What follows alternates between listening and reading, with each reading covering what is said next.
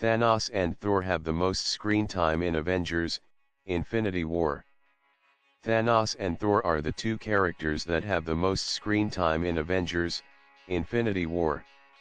Directed by Anthony and Joe Russo, Captain America: Civil War, and based on a script from screenwriting duo Christopher Markus and Stephen McFeely, Civil War, the highly anticipated third Avengers film, comes on the heels of a record-breaking box office run by Ryan Coogler's Black Panther. And it takes the Marvel Cinematic Universe to new heights by culminating the past 10 years' worth of storytelling within the MCU. The upcoming film marks the beginning of the end of the MCU's first saga that launched with Jon Favreau's Iron Man way back in 2008, and it's something that will have lasting consequences on the overarching shared universe going forward.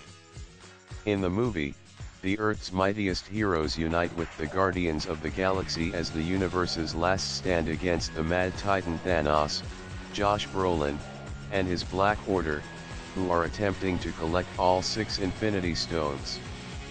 By doing so, Thanos will potentially wipe out half the universe with the snap of his fingers. But there's a lot more going on in the film than just Thanos and his minions seeking out the stones. After all, not many people know who Thanos really is, aside from comic book readers. In an interview with Fandango, Joe Russo briefly discussed how the creative team broke down the amount of screen time each character should receive in Avengers: Infinity War.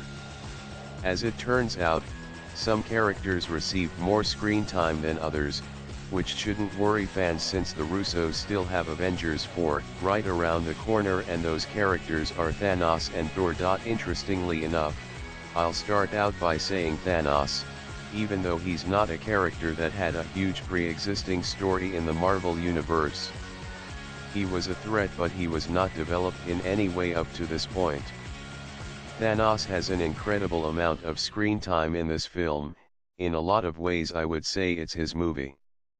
Our job when we make these films and what we feel is important to us is to surprise the audience. We wanted to tell a story that they weren't expecting, and the story is told from the point of view of a villain, which I think is also really unique and risky for a commercial film that will surprise the audience. I think this is a market where the audience really enjoys innovation and disruption, and we want to do something innovative in this space. So I think Thanos has an incredible amount of screen time, and I think you'll find that Thor has a really interesting arc in the film. He hasn't been at the forefront of other Avengers movies, but he certainly has a very important role in this film. So I'll say, Thanos and Thor.